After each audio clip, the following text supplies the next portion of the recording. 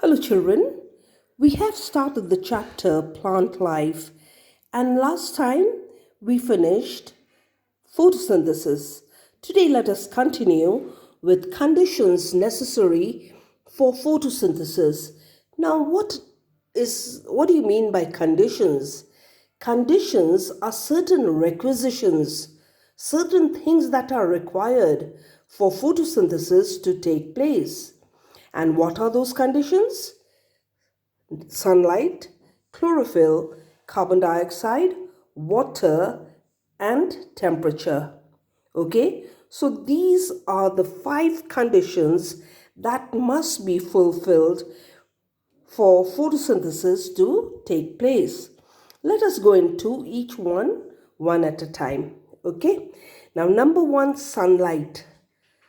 Sunlight is trapped by the leaves, and that sunlight converts raw material into sugar. Sugar is the food that is formed in the end, glucose. Okay, so sunlight that is trapped converts raw material into sugar.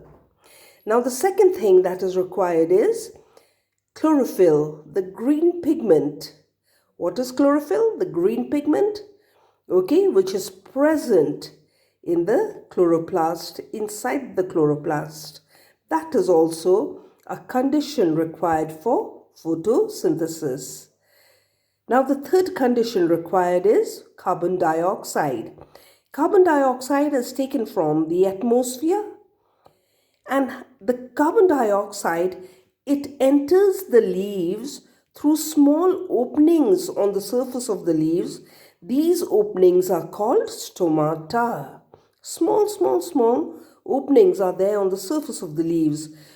From there it enters the leaves. Carbon dioxide enters the leaves. Those openings are called stomata. Now the next condition required is water and minerals. Okay, water and minerals. Water has dissolved minerals in it. Okay. Now the water, it is absorbed from the soil.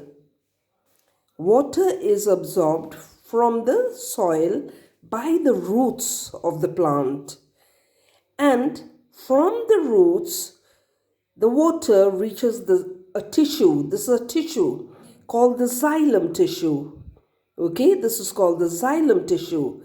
And from the xylem tissue, the water is distributed to the entire plant body. Now, what happens is, after that, carbon dioxide that is taken from the leaves and water from the soil, they combine together and they form the food which is called glucose. It's a sugar. Okay? Now, glucose is taken up by a tissue again in the plant. That is called the phloem tissue. And the phloem tissue distributes the glucose or the food formed by the plant to the entire plant body. So it is the phloem that distributes the food. And what distributes the water? It is the xylem tissue that distributes the water taken up by the roots to the entire plant body. And phloem tissue distributes the food that is formed after photosynthesis. Now the next condition that must be fulfilled for photosynthesis is temperature.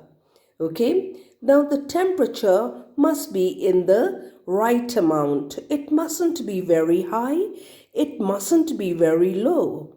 Now that right temperature is called optimum temperature. That optimum temperature is anywhere between 20 to 40 degrees Celsius. Okay, that's called the optimum temperature.